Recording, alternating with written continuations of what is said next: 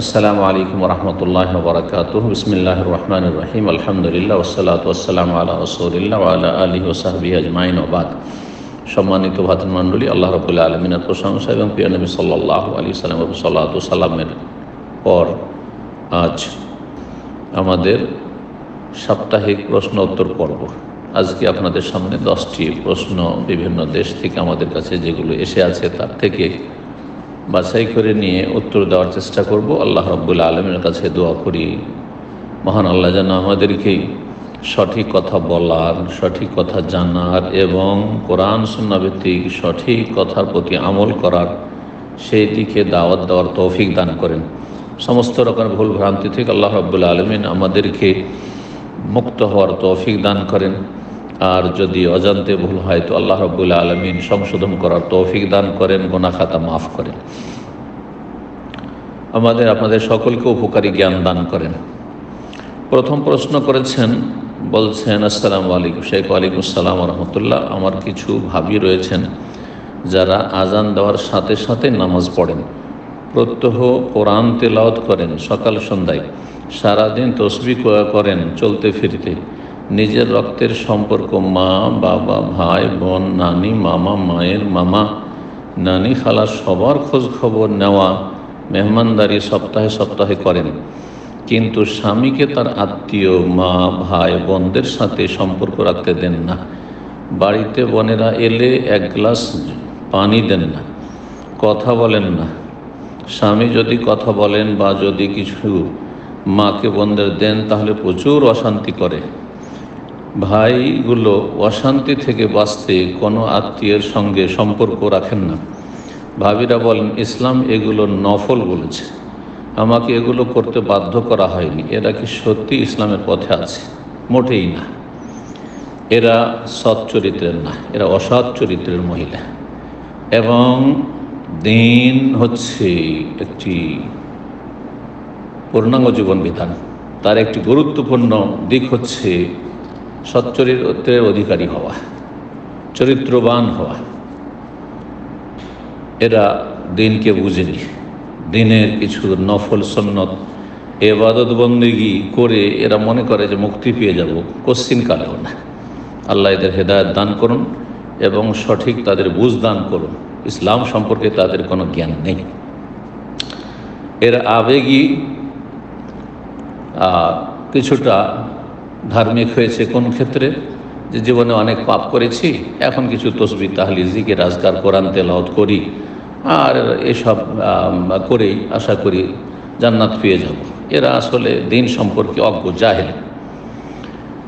তারপরে স্বামীর সম্পদ, আপনি স্বামীর বাড়িতে কতটা অধিকার রাখেন? স্বামীর বাড়িতে আপনি আপনার ভরণ পোষণের অধিকার রাখেন, আপনার থাকার জায়গা, আপনার বস্ত্র, আপনার খাওয়া দাওয়ার অধিকার রাখেন, এর বেশি কোনো অধিকার রাখেন না। জি, বাকি সম্পদ যা কিছু উপার্জন করছেন স্বামীর, আর স্বামীর ধন সম্পদ ব্যয় করে আপনি আপনার বংশধর যতগুলি আছে সবাইকে আপনি আপ্যায়ন করবেন, সবার মেহমানদারি করবেন। আর স্বামী যার উপার্জন, তার উপার্জন থেকে তার মা বাবা ভাই বোন আত্মীয় স্বজন তাদেরকে কিছুই দিতে দেবেন না। দিলে অশান্তি সৃষ্টি করবেন, আপনি অশান্তিতে থাকবেন দুনিয়া আখিরাতে।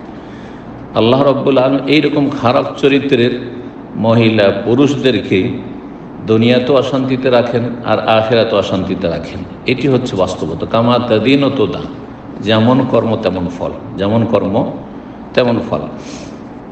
এক সময় আসবে তারা জুলমের শিকার হবে, ছেলে মেয়েদের কাছে, বৌমার কাছে। আল্লাহ তাদের হেদায়েত দান করুন এবং তাদেরকে সঠিক বুঝ দান করুন। 2 নম্বর প্রশ্ন করেছেন, আসসালামু আলাইকুম শেখ। ওয়ালাইকুম আসসালাম ওয়া রাহমাতুল্লাহ। আমার প্রশ্ন যে কেউ যদি সফর করে তাহলে তিনি মুকিম 2 রাকাত নামাজ পড়বে, তো আমি যদি 4 রাকাতই পড়ি, কিংবা যেমন মাগরিবের 3 আসরের 4, এতে কি নামাজ হবে না? প্রশ্নটি খুব অস্পষ্ট। বলতে চাইছেন আসলে সফর করছে, তাহলে সে কি 2 রাকাত সালাত আদায় করবে কসর? আসলে মুকিম না, এখানে কসর সালাত আদায় করবে নাকি 4 রাকাত পড়বে? জি, সফর যদি হয় তাহলে সেখানে কসর করাই হচ্ছে সুন্নাত উত্তম। তবে কেউ সফরেও যদি পুরো সালাত পড়ে তো জায়েজ রয়েছে, সেটি নাজায়েজ নয়। কসর করা সুন্নাত, ওয়াজিব নয়। এটি হচ্ছে সঠিক মত অধিকাংশ আইম্মায়ে কেরামদের। জি, ওসমান রাদিয়াল্লাহু তাআলা আনহু মেনাতে পুরো সালাত পড়েছেন। জি, অথচ সেখানে তার জন্য কসর জায়েজ ছিল। সেটা প্রমাণ করে যে যার জন্য কসর যায় সে যদি পুরো সালাত পড়ে তাতে কোনো আপত্তি নেই। খলিফা রাশেদের সুন্নাত। জি, নবী সাল্লাল্লাহু আলাইহি ওয়াসাল্লাম বলছেন সাদাকা, কসর হচ্ছে 4 রাকাতকে আল্লাহ 2 রাকাত করেছেন, সফরে হালকা করেছেন, সেটা হচ্ছে সাদাকা। তাসাদ্দাকাল্লাহু বিহা আলাইকুম, আল্লাহ তোমাদেরকে এটা দান করে সাদকা দিয়েছে, ফাকবালু, তার সাদকা কবুল করো। সাদকা কবুল করা জরুরি নয়। কেউ যদি আপনাকে কোনো মানুষ সাদকা দান খেরাত করে তো সেটা নিতেও পারেন, আবার বলতে পারেন না আমি নেব না, প্রয়োজন নেই, অথবা প্রয়োজন থাকলেও নেব না, বলতে পারেন। ঠিক তেমনই আল্লাহ সাদকা করেছেন, ওয়াজিব করে দেননি কসর। এটি হচ্ছে সঠিক মত। তারপরে বলছেন কিংবা যেমন মাগরিব 3, মাগরিব তো 3 পড়তে, মাগরিব কোনো কসর নেই। আসরের 4, আসর 4 মানে আসর পুরা পড়লেন, কখনো পুরা পড়লেন আসরে, এর সাথে গিয়ে কসর করলেন, জায়েজ আছে, জায়েজ আছে। তবে উত্তম হচ্ছে সফরে যখন আপনি আছেন আর কোনো একটি জায়গায় সফরের দূরত্বে গিয়ে আপনি 4 দিনের বেশি অবস্থান করবেন, একই জায়গায় 5 দিন অবস্থান করবেন, তাহলে তখন আপনি প্রথম থেকে মুক্তি। কিন্তু যদি 4 দিন পর্যন্ত আপনার সফর থাকে যে 4 দিনের বেশি সেখানে থাকবো না, 1 দিন 2 দিন 3 দিন 4 দিন পর্যন্ত, তাহলে কসর করতে থাকবেন। এটি হচ্ছে অধিক সতর্কতামূলক মত, আর এটি হচ্ছে বেশি প্রাধান্যযোগ্য মত। 3 নম্বর প্রশ্ন করেছেন, আসসালামু আলাইকুম শেখ। ওয়ালাইকুম আসসালাম ওয়া রাহমাতুল্লাহ। একটি প্রশ্ন, আমি বুঝতে পারছি না শেখ, আমাদের দেশে একটা রীতি হয়ে আসছে, সেটা বিয়ে করে আসার পরের দিন ওলিমা ভোজ হয়ে থাকে, সেটা অনেকে বলে থাকে ওটা নাকি ওলিমার ভোজ নয়। বিয়ে করে নিয়ে আসার পরের দিন ওলিমা হয়ে থাকে। ওলিমার সম্পর্ক হচ্ছে বিবাহের সাথে, আর সেটি সুন্নাতে মুআক্কাদা। ওলিমা করা সুন্নাতে মুআক্কাদা, ওয়াজিব ফরজ নয়। ছেলের ওপর, ছেলে পক্ষের ওপর, মেয়ের ওপর, মেয়ের বাবার ওপর নয়। মেয়েদের বাড়িতে কোনো অলিমা যদি হয় তাহলে সেটি বেদাতি অলিমা, অলিমাই নয় সেটি। আর ছেলেদের বাড়িতে অলিমা হবে। অলিমার জন্য সুন্নত উত্তম হচ্ছে যে যেই দিন স্বামী স্ত্রী পাত্র পাত্রী সাক্ষাৎ হবে বিবাহের পরে, প্রথম সাক্ষাৎ, সেই দিন সাক্ষাতের আগে অথবা সাক্ষাতের পরেই ওলিমার ব্যবস্থা করবে আর মুসলিম লোকজনকে, ভালো মানুষদেরকে খাওয়াবে। এটি হচ্ছে আপনার শরীয়তের বিধান। কিন্তু একটু আগেও যদি হয়ে যায়, পরেও হয়ে যায়, তবু জায়েজ রয়েছে, কোনো অসুবিধা নেই। সুতরাং যেই দিন দেখা সাক্ষাৎ হলো তারপরে সকালবেলা ভোজ হলো, এটি অলিমা, এতে কোনো অসুবিধা নেই। জি, তবে বিয়ে হওয়ার পরে দেখা সাক্ষাতের পরে বেশি বিলম্ব করাটা উচিত হবে না। 4 নম্বর প্রশ্ন করেছেন, আসসালামু আলাইকুম শেখ। ওয়ালাইকুম আসসালাম ওয়া রাহমাতুল্লাহ। একজন তাওহীদবাদী মানুষ যদি কাউকে স্বেচ্ছায় মার্ডার করে, তারপর সে যদি তওবা করে, তাহলে আল্লাহ কি তার তওবা কবুল করবেন? যদি খালিস অন্তর থেকে তওবা করে তাহলে আল্লাহ সমস্ত গুনাহ মাফ করতে পারেন। কোরআনে কারীমে আল্লাহ রাব্বুল ইরশাদ করেছেন, কুল ইয়া ইবাদিয়াল্লাযীনা আসরাফু আলা আনফুসিহিম লা তাকনাতু মির রাহমাতিল্লাহ। হে নবী মুহাম্মদ সাল্লাল্লাহু আলাইহি ওয়াসাল্লাম, তুমি জানিয়ে দাও আমার বান্দাদেরকে যে আল্লাহ বলছেন, এখানে কাল আল্লাহ তাআলা উজ্জ্ব রয়েছে।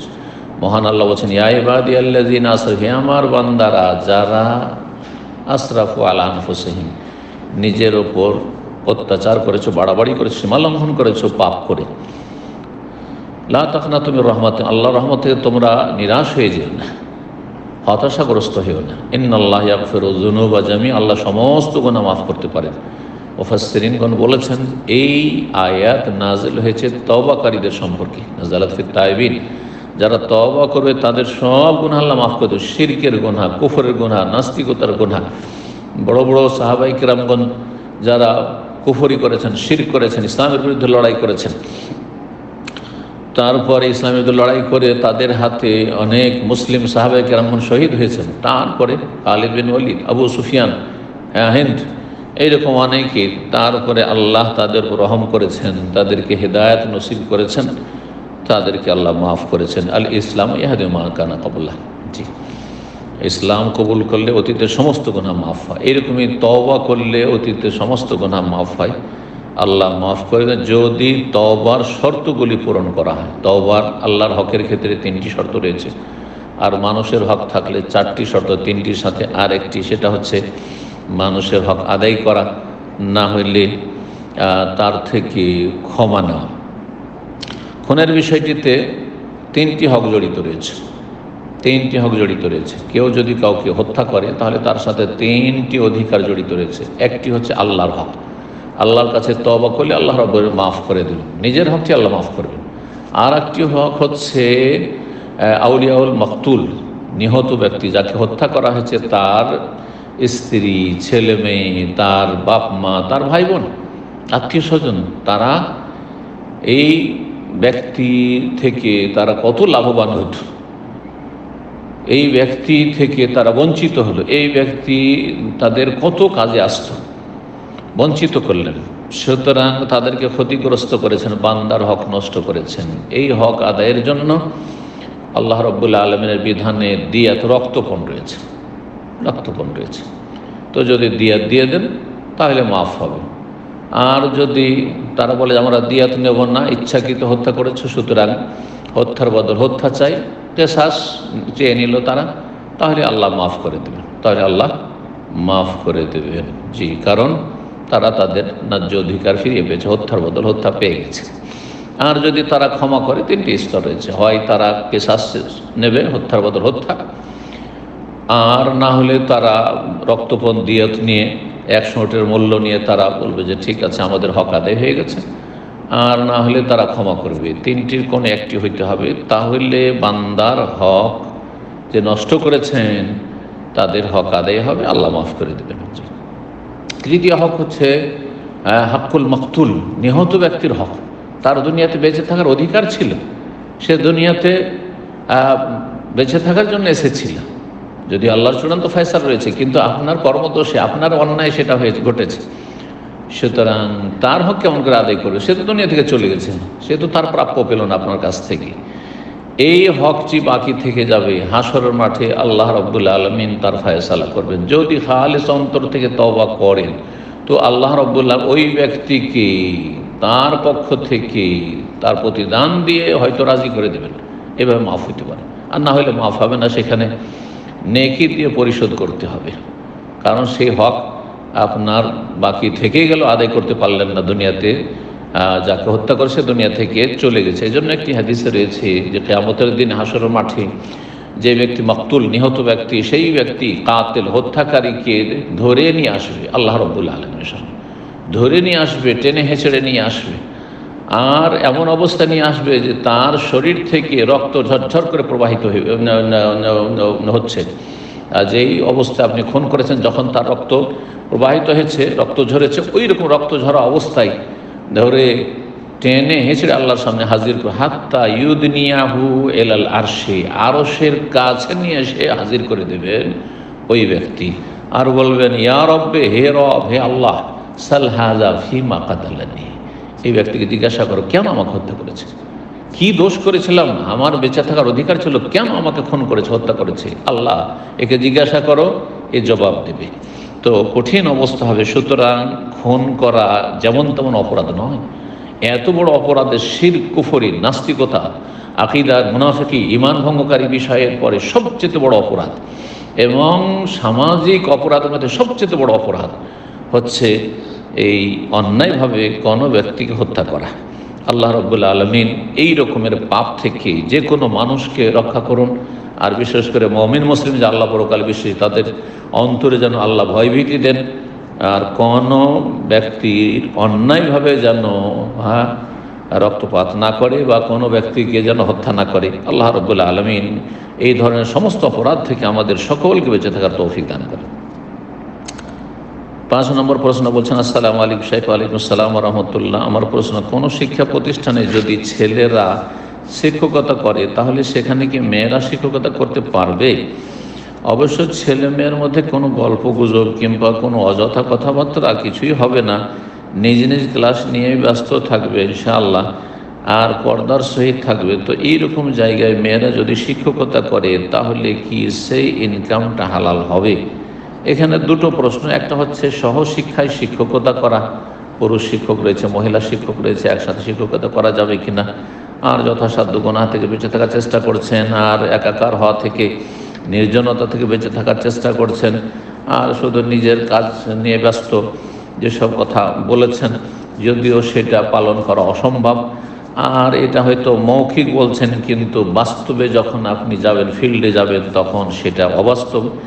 এই রকম পরিস্থিতি কোথাও শিক্ষাঙ্গনে বা যে কোনো জায়গায় যেখানে আপনার একাকার হয়ে নারী পুরুষরা কাজকর্ম করছে বা প্রতিষ্ঠান চালাচ্ছে, সেখানে ফিতনা মুক্ত পরিবেশ মোটেই নেই। আল্লাহ হেফাজত করুন। ধীরে ধীরে তাদের সাথে এমন হয়ে যাবে যেমন আপনার স্বামী স্ত্রীর সম্পর্ক, তারপরে আপনার যেসব নন মহরম রাত দিন আসে আর বেহায় বেপরদায় চলাফেরা করে যে অভ্যাস রয়েছে, সেরকম হয়ে যায়। কোনো ব্যাপার না, একবারে কাছের করে নেওয়া হয় আর তাদের সাথে সব রকমের কথার শেয়ার করা হয়। সুতরাং ফিতনা থেকে মুক্ত না। কথার জেনা, চোখের জেনা, অন্তরের জেনা, বহু রকমের জেনা রয়েছে, হাতের জেনা, আর কত রকমের যৌন হয়রানির জেনা, এই সমস্ত রয়েছে। যদিও সে বড় জেনা না হোক, কিন্তু এই ছোট ছোট জেনাগুলি হয়ে কাবিরা গুনাহ হয়ে যাবে, এতে কোনো সন্দেহ নেই। সুতরাং যথাসাধ্য এইরকম সহশিক্ষার পরিবেশ থেকে বেঁচে থাকুন, বা যেখানে একসাথে নারী পুরুষ কাজ করছে এইরকম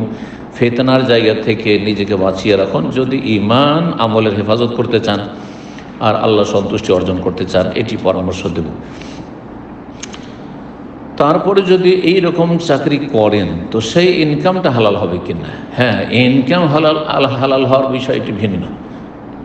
অনেক সময় যেহেতু দিক ভিন্ন ভিন্ন, একটি দিক হচ্ছে আপনার সেই কাজটি, যে কাজটি করছেন, শিক্ষকতা করছেন, যে সাবজেক্টটা পড়াচ্ছেন সেই সাবজেক্টটা আপনার জায়েজ বৈধ সাবজেক্ট, কোনো হারাম কিছু পড়াচ্ছেন না, সেহের জাদু পড়াচ্ছেন না আপনি, আপনি জ্যোতিষী বিদ্যা পড়াচ্ছেন না, কোনো হারাম বিদ্যা, নাস্তিকতার বিদ্যা পড়াচ্ছেন না আপনি দিন দুনিয়ার কল্যাণের বিদ্যা পড়াচ্ছেন, শিক্ষা দিচ্ছেন, আর তার উপর আপনি আপনার বেতন নিচ্ছেন। সুতরাং আপনার ইনকাম হালাল, রুজি হালাল, কিন্তু আপনি এমন পরিবেশে থাকছেন যেটা হচ্ছে দূষিত পরিবেশ, ফিতনা যুক্ত পরিবেশ, যেখানে ফিতনা মুক্ত থাকাটা খুব কঠিন। আল্লাহ হেফাজত করুন। এবং মহিলাদেরকে আল্লাহ রাব্বুল আসলে এইরকম রুজি রোজগারের জন্য পয়দা করেননি, এই বিষয়টি মুসলিম বোনদেরকে বোঝার তৌফিক দান করুন এবং তাদের অভিভাবকদেরকে বোঝার তৌফিক দান করুন। 6 নম্বর প্রশ্ন। আসসালামু আলাইকুম শেখ। ওয়ালাইকুম সালাম। যে কোনো সলাতের ওয়াক্ত শুরু হলে সেই সলাতের ওয়াক্ত কি পরবর্তী সলাতের ওয়াক্তের আগ পর্যন্ত থাকে? আমি বলতে চাইছি, যেমন ধরুন, ব্যাখ্যা করছেন আমাদের ভাই, জোহরের সলাত কি আসরের ওয়াক্তের আগ পর্যন্ত আদায় করা যাবে, কিন্তু অনুত্তম আপনি বিনা ওজরে কেন বিলম্ব করবেন? আউয়াল ওয়াক্তে বা প্রথম দিকেই যথাসাধ্য আদায়ের চেষ্টা করবেন, তারপরে পুরুষদের জন্য জামাত সহকারে আদায় করতে হবে। মহিলা মানুষের বিষয়টি ভিন্ন, যে কাজকর্মে ছিল, সুতরাং আউয়াল ওয়াক্তে উত্তম, একটু দেরি করে করলো, ওয়াক্ত পেয়ে গেল। তারপরে মাগরিবের সালাত এশার আগ পর্যন্ত কি আদায় করা যাবে? প্রয়োজন হলে করা যাবে, বিনা প্রয়োজনে এরকম বিলম্ব করবেন না।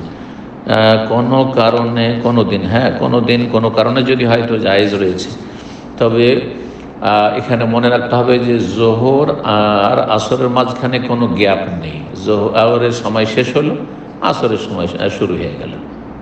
আসরের আজান আগ পর্যন্ত জোহর পড়েন তো ওয়াক্তেই পড়লে আপনি কাজা হইল না, কিন্তু আসর আর মাগরিবের মাঝখানে গ্যাপ রয়েছে, ব্যবধান রয়েছে, সেটা হচ্ছে সূর্য ডুবার, সূর্য অস্তমিত হওয়ার সময়, না আসরের সময় না মাগরিবের সময়।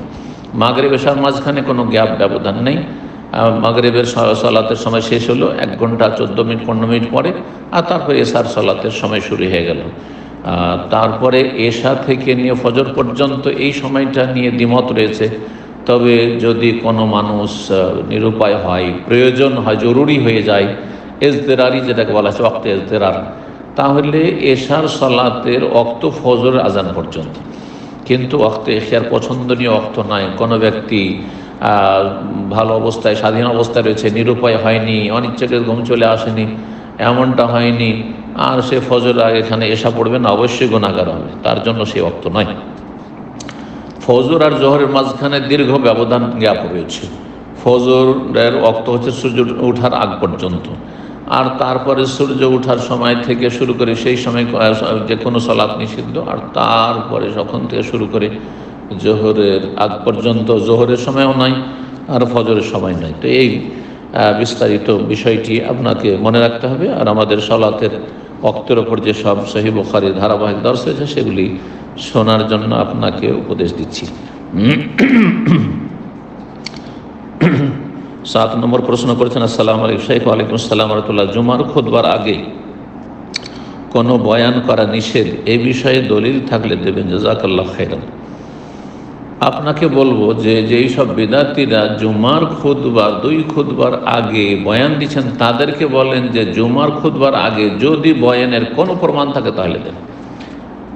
কেন এটা বললাম? এই জন্য ইবাদত বন্দেগীর ক্ষেত্রে আসল হচ্ছে যে ইবাদত হচ্ছে তৌকিফ, অর্থাৎ কোরআন সুন্নাহর দলিলের উপর নির্ভরশীল।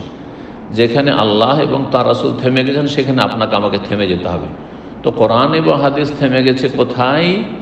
জুমার খুতবার বিধানের ক্ষেত্রে। জুমার খুতবা হচ্ছে 2টি, আর এই খুতবাতেই আপনার বয়ান হবে, বক্তব্য হবে, আলোচনা হবে আল্লাহর হামদোসানা এবং রাসূলুল্লাহ সাল্লাল্লাহু আলাইহি ওয়াসাল্লামের প্রতি সালাত ও সালামের সাথে কোরআনের আয়াত এবং হাদিস সম্বলিত আলোচনা হবে, যার নাম খুতবা।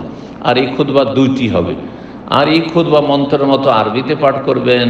আর আরবি যেহেতু বুঝছেন না, সেই জন্য আপনি নিজের খেয়াল খুশি ইস্তেহসান ভালো মনে করে আর একটা বয়ান শুরু করবেন। এটি বেদাতীদের পক্ষ থেকে নব আবিষ্কৃত, যার প্রমাণ নবী সাল্লাল্লাহু আলাইহি ওয়াসাল্লাম থেকেও নেই, আর খোলাফায়ে রাশিদিন থেকেও নেই, সাহাবায়ে কেরামদের থেকেও নেই, তাবেঈনদের থেকেও নেই, এমনকি আবু হানিফা, শাফি, মালিক, আহমদ থেকে। নিজেদেরকে হানাফি বলছেন, আল্লাহর রাস্তায় খাঁটি হানাফি হন। আবু হানিফা রাহিমাহুল্লাহ থেকে প্রমাণ করেন, আবু ইউসুফ মোহাম্মদ, যারা খাঁটি হানাফি, তাদের থেকে প্রমাণ করেন যে তারা এই রকমের বয়ান করেছেন। তারা তো ইরাকে থাকতেন, তখন তো সেখানকার মাতৃভাষা ফার্সি ছিল। ইরাকের ভাষা তখন মাতৃভাষা ফার্সি ছিল, হ্যাঁ। আর সেখানকার অনেকে ফার্সি বুঝতো, বরং সিংহভাগ ফার্সি বুঝতো, তাদের মাতৃভাষায় ফার্সি। কেন তারা ফার্সি ভাষা একটা করে বয়ান রাখেননি? জি, তো কথা হচ্ছে যে বয়ান নয়, বরং আপনাকে খুতবা দিতে, খুতবাতেই খেতাব করতে হবে। আর খুতবা মানে অ্যাড্রেস করা, খেতাব মানে সম্বোধন, অ্যাড্রেস করা। জি, আল্লাহ বুঝার তৌফিক দান করুন। 8 নম্বর প্রশ্ন বলছেন, আসসালামু আলাইকুম শাইখ। ওয়ালাইকুম আসসালাম ওয়া রাহমাতুল্লাহ। বাচ্চা হতে বাবার বাড়ি যায়, বাবার বাড়ি থেকে কিছু লোক এসে মেয়েকে বাচ্চা হতে বাবার বাড়ি নিয়ে যায়। সেই উপলক্ষে ছেলের তরফ থেকে কিছু অনুষ্ঠান করে থাকি, একে আমরা মেয়ে বিদায় বলে থাকি। যাই বলেন না কেন, বউ বিদায় হচ্ছে, বউ বিদায় হচ্ছে আপনার বাবার বাড়ি, সে বিদায় বলেন, ঠিক আছে, ছেলে হওয়ার জন্য যাচ্ছে, কিন্তু তার জন্য অনুষ্ঠান করতে হবে, ধুমধাম করতে হবে, এগুলি হচ্ছে প্রথা। সেই প্রথা যদি কারো জন্য সেটা পালন করাতে তাদের জন্য ব্যয়বহুল হয়ে যায় আর সেটা কষ্টের কারণ হয়ে যায়, তাহলে না যায়, জুলুম হয়ে যাচ্ছে ছেলে পক্ষের ওপর হোক, মেয়ে পক্ষের ওপর হোক। যেমন মেয়ে পক্ষের কোনো কোনো এলাকায় এইসব কুপ্রথা রয়েছে যে মেয়েকে নিতে গেলে আমের সিজন হলে আম দিয়ে আসতে হবে। আবার কোনো সিজনে রয়েছে, বাংলাদেশে তো রয়েছে যে কোরবানি সিজনে কোরবানি আপনার মেয়ের শ্বশুর বাড়িতে গরু কিনে দিয়ে আসতে হবে। এগুলি হারাম, এগুলি জুলম, অত্যাচার। এগুলো হচ্ছে আকুলু আমওয়ালিন নাস বিল বাতিল, মানুষের ধন সম্পদ অন্যায়ভাবে হারাম পন্থায় ভক্ষণ করা, এগুলি রোজই হারাম। এইসব কোরবানি খাওয়া হারাম। এইসব আম আর মাছ নিয়ে যেতে হবে, মাছ দিতে হবে 25, 50, 100 কিলো।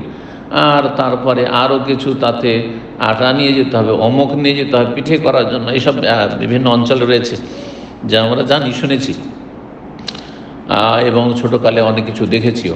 তো এসব কুসংস্কার, কুপ্রথা, এগুলি থেকে বেঁচে থাকাটা উচিত, কারণ এগুলিতে ছেলে পক্ষের ওপর অথবা মেয়ে পক্ষের ওপর জুলম হয়ে থাকে। আর যারা জুলম করে খায় তারা হারাম খায়, তাদের রুজি হারাম। আল্লাহ হেদায়েত দান করুন। 9 নম্বর প্রশ্ন, আসসালামু আলাইকুম শাইখ। ওয়ালাইকুম আসসালাম ওয়া রাহমাতুল্লাহ। একজন বোন তালাক প্রাপ্তা এবং বোনের 3টি বাচ্চা আছে, মোটামুটি বড়। এখন সে দ্বিতীয় বিয়ে করবে, কিন্তু যে লোক বিয়ে করবে সে বলছে বিয়ের কথা কাউকে জানাতে পারবে না, সে ধোঁকাবাজ, অসৎ লোক, সে জানতে দেবে না, লুকিয়ে রাখবে, ভালো মানুষ না। এমনকি নিজের বাবা মা, ভাই বোন ও সন্তানদের কেউ না।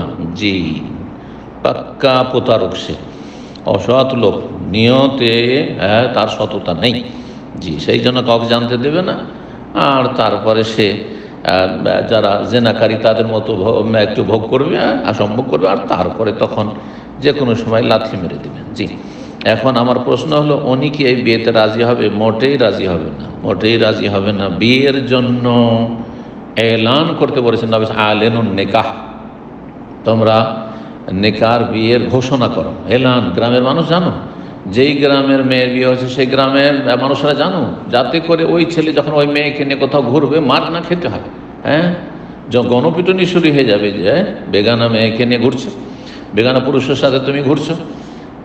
এইখান থেকে বাঁচানো, এইরকম অনিষ্ট থেকে, ফিতনা ফাসাদ থেকে বাঁচানোর জন্য। জি, তারপরে মানুষ আপনার তহমত দেওয়ার সুযোগ পাবে যে বেগানা পুরুষের সাথে ঘুরতে দেখেছি অমুকের মেয়েকে, অমুকের ছেলেকে দেখেছি একটা বেগানা মেয়েকে নিয়ে ঘুরছে। এইসব যেন না হয়, সেই জন্য বিয়ের ঘোষণা হইতে হবে। ছেলের গ্রামে জানবে, মেয়ের গ্রামে জানবে, কিছু লোক জানতে হবে। আর কমের পক্ষে 2 জন সাক্ষী থাকতে হবে। আর বিয়ের জন্য ওলি থাকতে হবে। ওলি হচ্ছে মেয়ের বাবা, বেঁচে থাকলে মেয়ের বাবা, বাবা যদি না থাকে তোর ভাই। আর যদি ছেলে বড় সাবালক হয়ে যেত, ছেলে ওলি হতে পারে, কোনো অসুবিধা নেই। নিকট আত্মীয় যে বেশি নিকটের সেই ব্যক্তি ওলি হবে। অভিভাবক থাকতে হবে, আর তার নেতৃত্বে বিয়ে হবে। আর 2 জন সাক্ষী থাকবে, তারা জানবে এবং ঘোষণা করবে যাতে আশেপাশের কিছু লোক জানে। জি, এইভাবে গোপনে বিয়ে করা যায় না। বা বিয়ের কথা কি গোপন রাখা ঠিক হবে? না, মোটেই না, মোটেই না। ধুমধাম করে গোটা দেশের মানুষকে জানানো কোনো জরুরি নয়, কিন্তু কিছু মানুষ এলাকার অবশ্যই জানবে। আর 2 জন সাক্ষী তো অবশ্যই থাকতে হবে। আর লুকিয়ে লুকিয়ে নিজের মতো 2 জন সাক্ষী রাখলাম, মেয়ের গ্রামের কেউ জানলো না, ছেলের গ্রামের কেউ জানলো না, আর এইভাবে বিয়ে করলাম। আর মাঝে মাঝে গিয়ে কোথাও হোটেলে উঠলাম, এসব জায়েজ নয়। হ্যাঁ, এসব জায়েজ নয়, এসব অসৎ লোকদের কাজ। 10 নম্বর প্রশ্ন বলছেন, আসসালামু আলাইকুম শেখ। ওয়ালাইকুম আসসালাম রাহমাতুল্লাহ। কোন আমলটি করলে একটি হজ ও উমরার নেকি পাওয়া যাবে? যারা হজ উমরা করতে পারছেন না কিন্তু হজ উমরার নেকি হাসিল করতে চান তারা বিশেষ করে, আর যারা হজ উমরা করতে পারছেন আলহামদুলিল্লাহ, আল্লাহ শুকরিয়া আদায় করেন যে হজ উমরা সরাসরি করতে পারছেন। আর তারপরেও এই আমলটি যদি করেন তো হজ উমরার সওয়াব পাবেন ইনশাআল্লাহ। এই মর্মে নবী সাল্লাল্লাহু আলাইহি ওয়াসাল্লাম হাদিস রয়েছে সুনানে তিরমিজিতে, বলছেন মান সাল্লাল গাদাতা ফি জামাতিন, কোনো ব্যক্তি যদি জামাতে গিয়ে ফজরের সালাত পড়ে, পুরুষরা মসজিদে জামাতে গিয়ে পড়বে, মহিলারা বাড়িতে পড়লো, সুম্মা কাদে আযকুরুল্লাহ, তারপরে বসে গেল মুসাল্লায়, মহিলার নিজের মুসাল্লাতে বসে গেল, আর পুরুষরা মসজিদে সেখানে বসে গেল আল্লাহর জিকির আজকারে, সেখানে জিকির আজকার করতে থাকলো, কোরআন তেলাওয়াত করতে থাকলো, সকালের জিকির আজকার, সালাতের পরে জিকির আজকার, বিভিন্ন জিকির আজকার নফল করতে থাকলো। কতক্ষণ পর্যন্ত? হাত্তা তাতুল আশ-শামস, যতক্ষণ পর্যন্ত সূর্য উদয় না হয়ে যায়। সুম্মা সাল্লা রাকাতাইন, তারপরে সূর্য উদয়ের 14-15 মিনিট পরে। জি, যাতে করে পুরো সূর্যটা সুন্দরভাবে উঠে যায়। হাত্তা তাতুল আশ-শামস হাসানা, হাদিস রয়েছে নবী সাল্লাল্লাহু আলাইহি ওয়াসাল্লাম বসে জিকির আজকার করতে থাকতেন যতক্ষণ পর্যন্ত সুন্দরভাবে সূর্যটি পুরো না উঠে যায়। তো 2 রাকাত সালাত আদায় করবে, তারপরে কানাত লাহু কাআজরি হাজ্জাতিন ওয়া উমরাতিন। এখানে এই জন্য বললাম যে 15 মিনিট পরে, কারণ অনেকে মনে করে ইশরাক মানে ক্যালেন্ডারে ইশরাকের সময় যে লেখা আছে সূর্য ওঠার ঠিক সময়টি, তারপরেও সালাত পড়া শুরু করে দেয়। অনেকে না বুঝে এই কাজটি করবেন না। সূর্য ওঠা যে সময়টি ক্যালেন্ডার লেখা আছে মানে সূর্য উঠছে, এখন উঠতে যাচ্ছে, তখন থেকে 15 মিনিট আরও অপেক্ষা করবেন, তারপরে সালাত আদায় করবেন। জি, যদি এই কাজটি করেন তাহলে এতে করলেন কি, একটি কাজ করলেন, 3টি কাজ। প্রথম হচ্ছে জামাতে আপনি ফজর পড়লেন। 3 নম্বর হচ্ছে মানে যথাসময়ে ফজর পড়লেন, মহিলারা যথাসময়, নয় যে টাইম পাস করার পরে। দ্বিতীয় কাজ হচ্ছে তারপরে আল্লাহর জিকির আজকার করতে থাকলেন সূর্য ওঠা পর্যন্ত, অন্য দুনিয়ার কোনো কাজকর্মে ব্যস্ত হলেন না। তৃতীয় কাজ হচ্ছে 2 রাকাত তারপরে সালাত আদায় করলেন। এই 3টি কাজ যদি করেন, কানাত লাহু কাজরি হাজ্জাতিন ওয়া উমরাতিন, তাহলে তার নেকি হবে একটি হজ এবং একটি উমরার সমান। তারপরে রাসূলুল্লাহ সাল্লাল্লাহু আলাইহি ওয়াসাল্লাম বলছেন তাম্মাতিন তাম্মাতিন তাম্মাতিন, পূর্ণ হজ পূর্ণ উমরা, পূর্ণ হজ পূর্ণ উমরা, এইভাবে 3 বার বলেছেন তাম্মাতিন তাম্মাতিন তাম্মা। তিরমিজিতে 535 নম্বর হাদিস। এবং আল্লামা আলবানী রাহিমাহুল্লাহ হাদিসটিকে সহিহুল জামেতে নিয়ে এসেছেন, যেখানে সহি বলেছেন, আবার সহিহুত তারগিবে সেটিকে হাসান বলেছেন। সহিহুল জামের নম্বর হচ্ছে 6346 আর সহি তারগিবে 464। সহি তারগিবের হুকুমটি বেশি সূক্ষ্ম, যে হাদিসটিকে হাসান বলা হয়েছে, কমপক্ষে আমলযোগ্য হাসান সুন্দর হাদিস, আপনি আমল করতে পারেন। কিন্তু এই সব নফলের আগে আপনার ফরজের হেফাজত থাকতে হবে। 5 ওয়াক্ত ফরজ সালাত ওয়াক্ত মোতাবেক আদায় করতে হবে। আল্লাহ রাব্বুল আলামিন যেন তৌফিক দান করেন। জামাত সহকারে আদায়ের চেষ্টা করতে হবে, আল্লাহ রাব্বুল আলামিন তৌফিক দান করেন। কাবিরা গুনাহ থেকে বেঁচে থাকতে হবে, আল্লাহ রাব্বুল যেন তৌফিক দান করে। এই কাবিরা গুনাহও চলছে আর এইদিকে ফজর করে আপনি জিকির আজকার করে হজ উমরার সওয়াব নেওয়ার আশায় বসে আছেন, অথবা এই সব বিনা পয়সার এই নেকি হাসিলের জন্য আপনি প্রতিদিন ফজর পরে বসে জিকির আজকার করে হজ উমরার সওয়াব নিচ্ছেন, আর আপনার টাকার অভাব নেই, হজ করছেন না, উমরা করছেন না, তাহলে অবশ্যই গুনাহগার, ফরজ ত্যাগকারী। এই দিয়ে কখনো মুক্তি পাওয়া যাবে না। ফরজ ওয়াজিবের হেফাজতের পরে এইসব সুন্নত নফল কাজ করবেন, তাহলে ইনশাআল্লাহ তাআলা আপনার দিন কমপ্লিট হবে এবং দিনের সৌন্দর্য বাড়বে, আর আপনি দুনিয়া এবং আখিরাতে সম্মানিত হবেন আল্লাহ রাব্বুল পক্ষ থেকে। আল্লাহ রাব্বুল বুঝার আমল করার তৌফিক দান করেন। ওয়া সাল্লাল্লাহু আলা নবিয়িনা মুহাম্মদ ওয়া আলা আলিহি ওয়া সাহবিহি আজমাইন।